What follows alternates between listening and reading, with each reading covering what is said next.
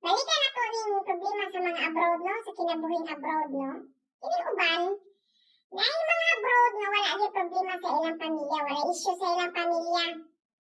Porbida, dito naman hinon sa mga parente nagka-problema. Mga parente nga lupit pa'y pamilya, ang mga asta, demanding, palautang pa, og sukton, mo pa mga suko. Usaon naman ang taon ni, uy, pag inabuhi po bulog inyo, matubag ra ba mo sa inyo mga pag-umangkon, mga parente, o unsa na lang din nga pagka-parente, close parenthesis ba ka ha? Yun na yun, ano batasan kay abroad, mutubag-tubag na kay abroad, hilas na kaayo. Kaya no, di na lang gano'n yung mutubag. Kaya ng respeto mi. Dili man tanan pod siguro nga nang hilom nga di mutubag ng respeto, no? Di man pod siguro tanan nga mutubag wa na respeto, no? Kung gusto mong respetohon, pagparespeto sab mo. Kung unsa inyong mga saad, unsa inyong mga gipang plano, tumana sab ninyo, labi na padadaan mo kwarta. Dili na ko padadaan mo kwarta nga wala na ang mga saad. Unya arabag kuwaon ang kwarta sa tagtungod, iya paging kwarta ha.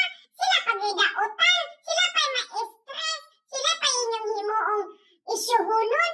Uro mga lipong, manungboy pa mo. Hoy, mga baga ninyog naong no manungboy. Unya kung balho naman mong tumboy, no? Wala minguro dayon nga.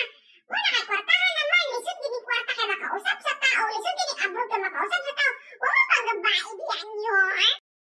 Hoy, banyat! Ang sama ni karapatan mo mga abroad? Karapatan lang ba namo padarag kwarta? Mugasto kwarta? Mapautang sa inyo? Pero wala ni karapatan mapagawa sa mga gibate? Utong lang ni ng utong at nga magbotom, me? Hoy! Paswerte gud ninyo, no? Kamo kayo pag-abroad din, he. Kami ang inyong mga parente. Magdiman og kwarta? O mangutang og kwarta? Pagkahuman daot-daotan mo. Be? Kung ganahan ba mo? Ang sagot mo! Alam mo, pagkilati din, ha?